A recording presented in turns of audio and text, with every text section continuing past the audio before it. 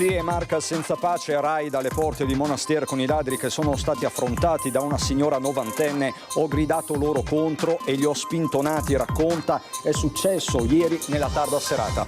Tragedia sulle Tre Cime di Lavaredo d'Auronzo. Il 64enne Franco Gaspari, guida alpina ampezzane, storico membro del soccorso alpino, ha un malore e precipita sotto gli occhi degli amici. È morta dopo 2 giorni di agonia Morena Mazzocca, la 50enne di Resana che lunedì a Castelfranco era stata travolta da un'auto mentre camminava a bordo strada. 2 anni fa Vigonza uccise un connazionale con una coltellata, 45enne tunisino latitante rintracciato e arrestato dai carabinieri. Eric Zorzi, affetto da disturbo della personalità, evacuato. La difesa dell'uomo accusato dell'omicidio di Nicoletta D'Abano chiede l'assoluzione, sentenza il 23 ottobre. Blocchiamo il porto e con questo slogan che lunedì mattina una manifestazione indetta dai centri sociali marcerà su Porto Marghera. Per Venezia, dicono, transitano armi destinate all'esercito di Israele. A quasi un anno dalla morte, le parole di Sammy Basso diventano una canzone composta da un insegnante di musica di Montebelluna. Te voglio bene, il titolo come il saluto classico di Sammy. Bentrovati, buonasera telespettatrici, telespettatori di Antenna 3. La piaga dei furti in primo piano per questa edizione regionale dei nostri telegiornali. Il Veneto è senza pace, c'è stato un raid alle porte di Monastir, siamo nella Marca trevigiana con i ladri che sono stati affrontati da una signora novantenne. Ho gridato loro contro e li ho spintonati, racconta ai nostri microfoni. Indagini in corso. Vengo avanti per verificare, no, cos'è sta luce blu, e mi trovo 2 uomanati, come si dice, incappucciati, e io mi metto a urlare. Cosa feo, ho detto, bastardi, fuori! È una reazione d'istinto, energica quanto coraggiosa, quella di Edeltrud Lutiger, 90 anni, che in questa casa all'inizio di Via Bosco, alle porte di Monastir, si trova davanti ai ladri quando sono da poco passate le 10 della sera. La donna, che abita da sola, si trova al piano superiore, sta leggendo in camera da letto. Sono dei rumori sospetti a convincerla a scendere le scale. Edeltrud non accende la luce, addosso un paio di pantofole. È qui che si consuma il faccia a faccia. Le urla, ma non solo. Sono per scappare, io li ho spentonati, sbattuto il portoncino quando erano fuori e me ne trovo uno terzo, qua davanti alla porta della cucina. E anche quello però ha riaperto velocemente, naturalmente, e è scappato via. Le hanno detto qualcosa? No. Tutto silenzio. I 3 si danno quindi alla fuga dopo essersi introdotti dalla porta d'ingresso praticamente scardinata. Dentro trovano qualche decina di euro che serve per delle analisi mediche. Edeltrud chiama così i carabinieri, arriva poi il figlio Orlando. L'apprensione è tanta, ma allo stesso tempo si tira un sospiro di sollievo. Sono situazioni dove uno reagisce anche senza pensare. Fortunatamente sono scappati e basta. Dice di non aver avuto paura Edeltrud, certo all'indomani restano dei segni. Un po' i nervi. Un po' di tremarella, cioè. Sì, e stanchezza soprattutto, perché la notte anche poi era un po' corta. Ripensando alla sua reazione, la donna allarga le braccia e si scioglie in un sorriso. Le raccomandazioni sono 1000, di non fare certe cose, ma al momento il cervello ragiona così, Energia. Può dire incosciente eventualmente, ma è andato tutto bene, insomma, ecco. Si può dire solo questo, ma comunque passerà. Tragedia sulle Tre Cime di Lavaredo d'Auronzo, guida alpina ampezzane, storico membro del soccorso alpino, ha un malore e precipita sotto gli occhi degli amici. Franco Gaspari, 64 anni, di Cortina d'Ampezzo, era ormai quasi in vetta alla cima grande di Lavaredo che stava scalando insieme ad altre 2 persone quando, prima di cordate, è precipitato. A lanciare l'allarme i compagni che l'hanno sentito cadere senza poterlo vedere né sentire in quanto nascosto da uno spigolo. In direzione delle Tre Cime di Lavaredo è volato Falco, che ha individuato il corpo esanime in un canalino, sbarcando inutilmente nelle vicinanze il tecnico di soccorso e il medico. L'elicottero, dopo che il corpo era stato spostato in un punto più facile per il recupero con il verricello, ha potuto solamente imbarcare i due amici in stato di shock riportandoli a valle. Gasperi era entrato a far parte della famiglia del soccorso alpino nel 1985 ed è stato uno dei primi tecnici di risoccorso del SUEM a bordo di Falco e Leone.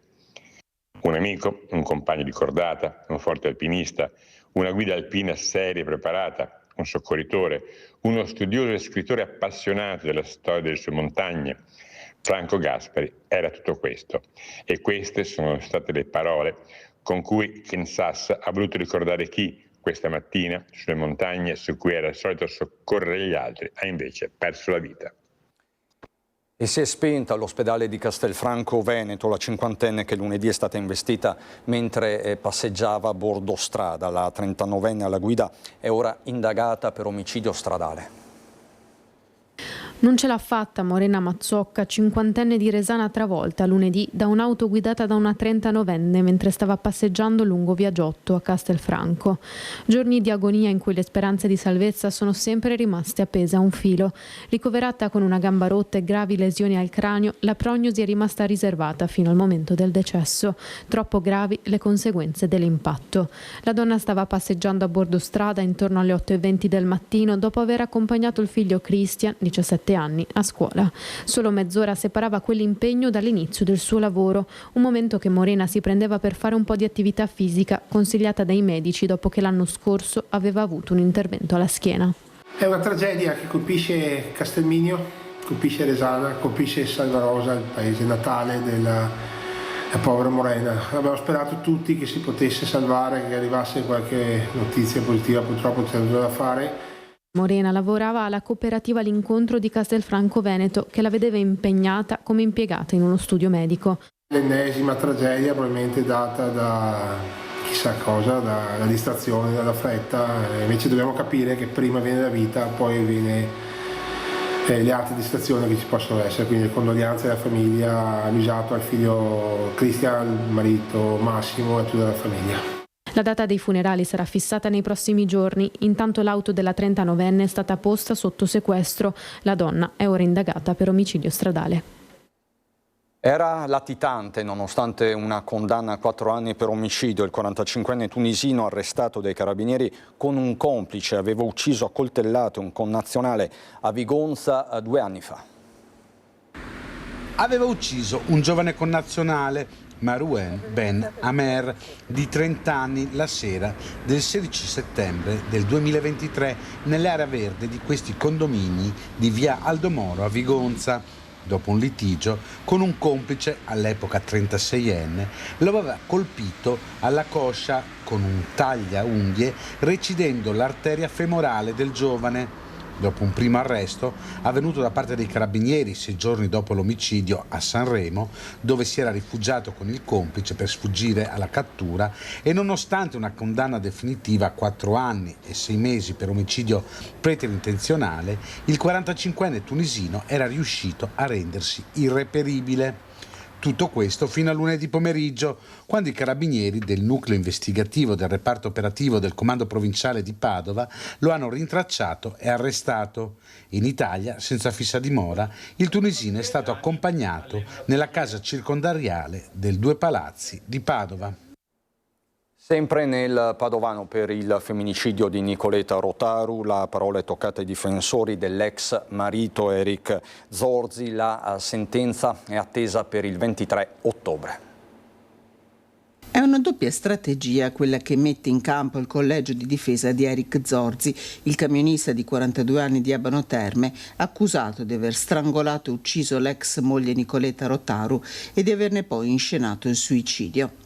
Nell'aula M del Tribunale di Padova, davanti alla Corte d'Assise presieduta dalla giudice Domenica Gambardella, Eric Zorzi, maglia e jeans neri, ascolta le parole dei difensori, prima Silvia Masiero, poi Cesare Vanzetti. Contesta la ricostruzione della procura quest'ultimo, chiedendo l'assoluzione del suo assistito e in subordine, perché ogni bravo comandante deve preoccuparsi di una seconda strategia, chiede che Eric Zorzi, per cui la PM Maria D'Arpa ha chiesto la condanna all'ergastolo, vengano riconosciute le attenuanti. Contesta anche l'audio ascoltato in aula e registrato la notte del 1 agosto 2023, quando Nicoleta è morta. Eric Zorzi va aiutato, ha continuato il difensore, che racconta la storia del camionista, un bambino solo, un adolescente senza amici, cresciuto senza la figura paterna di riferimento. È un disturbo della personalità ossessivo-compulsivo, quello di cui soffrirebbe Eric Zorzi, che lo avrebbe portato a forme di rigidità, difficoltà relazionali e controllo anche su Nicoletta Rotaru e sulle figlie che aveva il terrore di perdere. Nicoletta Rotaru l'aveva persa. Con le figlie la donna stava provando con tutte le sue forze a ricostruirsi una vita. Il 23 ottobre in tribunale le repliche dell'accusa e della difesa, al termine delle quali si andrà a sentenza. La morte sul lavoro di Vigonovo, donate le corna di Stefano Bottaro, resta il giallo sulla dinamica della tragedia. Donate le corna di Stefano Bottaro, il 61enne di Vigonovo, morto dopo essere rimasto schiacciato da un muletto del peso di oltre 600 kg la sera di lunedì scorso nel piazzale della ditta MC Transpel, dove da 5 anni lavorava come autista di tir.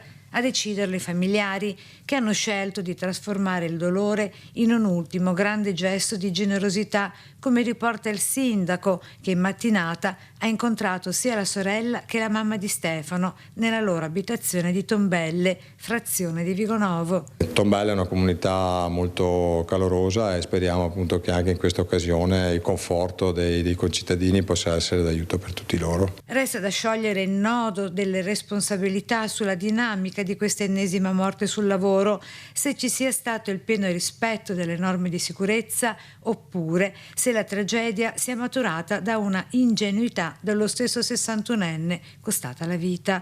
Un gesto forse azzardato, quello di caricare il transpellet elettrico di quasi 7 quintali sopra il carico di scatolone e scatole con dei libri fotografici per un mobilificio che da Loreggia era destinato ad una ditta della Toscana.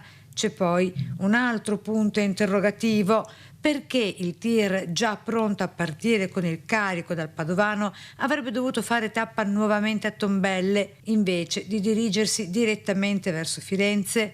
Intanto si resta in attesa che il magistrato disponga la riconsegna del feretro per fissare la data dei funerali. Lo chiamo il porto, è con questo slogan che lunedì mattina una manifestazione indetta da centri sociali, associazioni e comitati marcerà su Porto Marghera. Per Venezia, dicono, transitano armi destinate all'esercito di Israele. Abbiamo lanciato per lunedì 22 un appello al blocco del porto e bloccheremo il porto raccogliendo la chiamata dei portuali di Genova e unendoci a quello che sta accadendo in tanti porti d'Italia, di tutto il Mediterraneo e anche oltre. La partenza è fissata a Piazzale Giovannacci alle 10 di mattina di lunedì. Da qui il corteo raggiungerà piedi Porto Marghera in quello che intende essere una nuova manifestazione tangibile di opposizione al massacro di Gaza. La manifestazione regionale di Venezia si inquadra in una serie di iniziative e presidi nei porti italiani, di cui Genova è capofila, per tenere alta la tensione sulla Global Summit Flottiglia e fermare le vie che alimentano l'economia di guerra. L'Italia è il terzo fornitore al mondo di armi a Israele dopo gli Stati Uniti e la Germania, e dai nostri porti passano le armi che dalla Germania arrivano dirette a Israele. Questo avviene anche dai porti di Venezia. Non è il momento di stare fermi, non è il momento di tentennare, ma è il momento di fare un passo in più e di davvero agire. Oltre alla solidarietà alla popolazione di Gaza, scioperi e manifestazioni rappresentano una critica e uno sprone nei confronti del governo italiano e dell'Unione Europea, ai quali si chiede una presa di posizione più decisa nei confronti di Israele. All'appello di associazioni, comitati e centri sociali che già in occasione della mostra del cinema erano riusciti a portare migliaia di persone a sfilare al Lido di Venezia, si uniscono anche i sindacati di base che hanno indetto uno sciopero generale per l'intera giornata del 22 settembre. Adesso noi ci troviamo appunto domani con le forze dell'ordine per capire come muoverci. Io ripeto, non ho la voglia e non ho la volontà di impedire le proteste, ma cercheremo di garantire anche continuità delle attività. Dirvi oggi bene non lo voglio fare, anche perché non sarebbe di rispetto per appunto le istituzioni, ma insomma sicuramente spero che ci sia intelligenza da parte di tutti. La CGIL invece ha proclamato uno sciopero generale di tutti i settori privati per le ultime 4 ore del turno di venerdì 19 settembre. Una manifestazione è prevista a Mestre. Faremo in modo di predisporre meccanismi di solidarietà con le aziende, ha detto il segretario generale della CGIL di Venezia Daniele Giordano, per destinare la retribuzione alla causa umanitaria del popolo palestinese. Ci saranno manifestazioni in tutte le province e invitiamo le lavoratrici e i lavoratori a partecipare. Invitiamo anche la Regione Veneto a prendere una posizione chiara e netta su questo tema.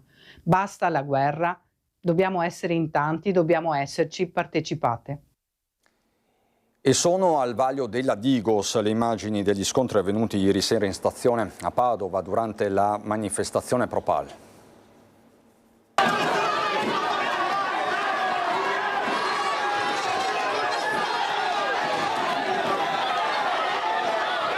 Sta indagando la Digos sugli scontri avvenuti ieri sera in stazione a Padova tra la polizia e gli attivisti pro-Palestina. Circa 400 manifestanti hanno unito le forze a suon di slogan per accedere ai binari, ma il cordone degli agenti del secondo reparto mobile della questura di Padova e Bologna li ha bloccati all'entrata.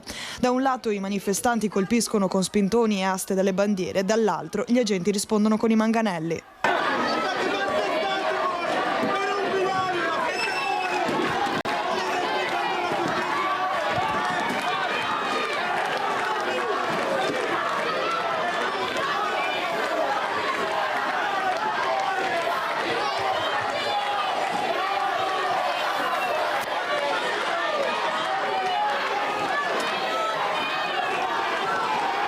Gaza sta bruciando, blocchiamo il porto di Venezia, gridano all'unisono gli attivisti che verso le 20 raggiungono quota 700.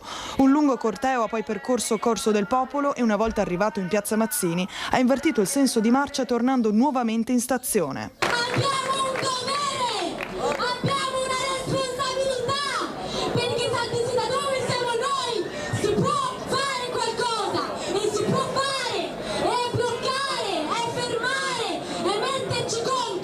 Non c'è da scappare, lo si deve fare, fine! Gli attivisti si sono dati appuntamento al porto di Venezia lunedì per una nuova mobilitazione nazionale. Oggi è una giornata che vuole segnare un punto di svolta verso lo sciopero generale del 22 nel quale saremo tutti e tutte, da tutto il Veneto, a bloccare il porto, in particolare il porto di Venezia. Non c'è un altro obiettivo, il porto di Venezia lo bloccheremo sicuramente lunedì 22 ore 9 partendo da Piazzale Giovannacci a Marghera. Per venerdì invece la CGIL nazionale ha indetto una giornata di mobilitazione e sciopero a Padova, il presidio è alle 16 davanti alla prefettura. Ai genitori di Chiara Iaconis la carezza del Papa. C'è un dolore che non fa rumore ma che non smette mai di esistere. È il dolore di una famiglia che ha perso una figlia in un modo tanto assurdo quanto ingiusto. Oggi quella sofferenza ha trovato uno spazio di ascolto. A un anno esatto dalla tragedia, i genitori e la sorella di Chiara Iaconis sono stati ricevuti in udienza privata da Papa Leone.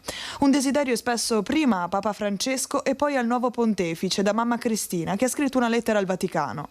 Era il 17 settembre 2024 quando la 30enne padovana venne colpita alla testa da una statuetta lanciata da un balcone mentre passeggiava assieme al suo ragazzo per i quartieri spagnoli nel centro di Napoli, un gesto che non ha ancora trovato un colpevole.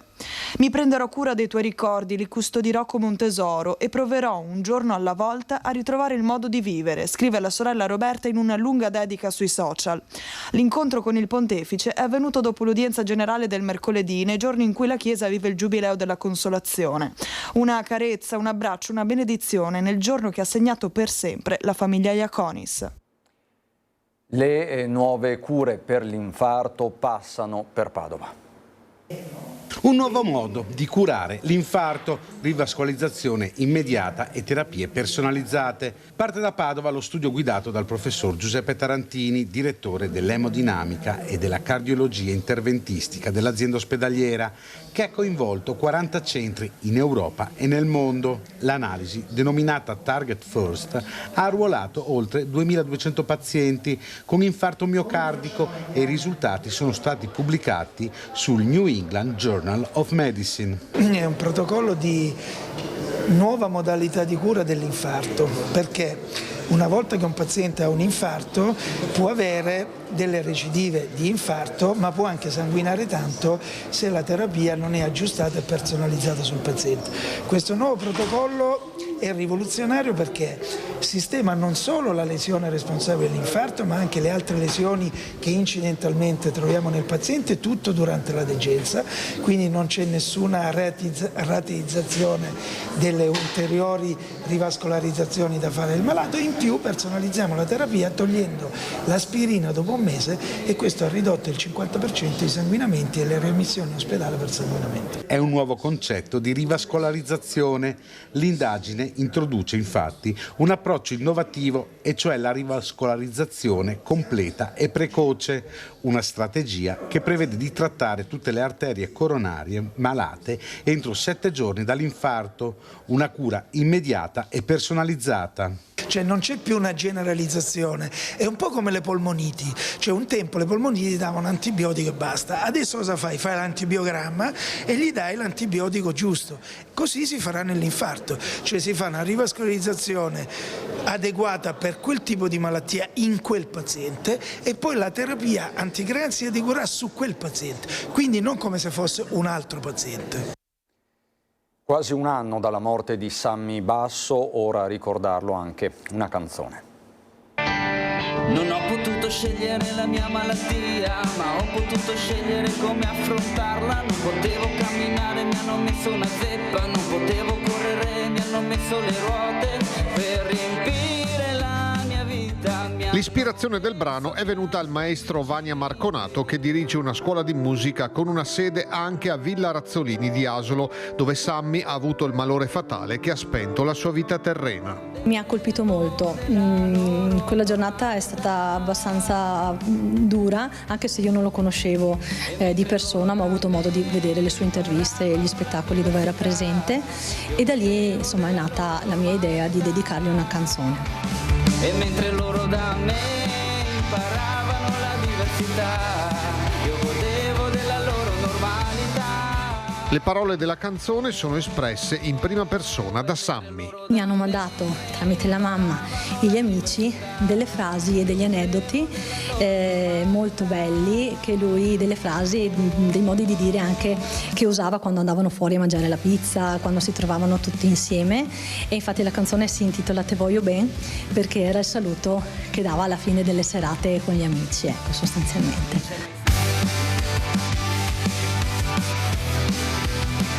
È chiaro il suo amore infinito per la vita e la capacità di rendere quello che può essere per qualcuno un difetto una cosa meravigliosa. È stato un testimonial grandissimo, secondo me, una persona straordinaria, per avere la forza di portare in tutto il mondo una sua difficoltà e renderla un punto di forza. Ha avuto una forza eccezionale ed è veramente, per me, è un eroe e sarà sempre un eroe.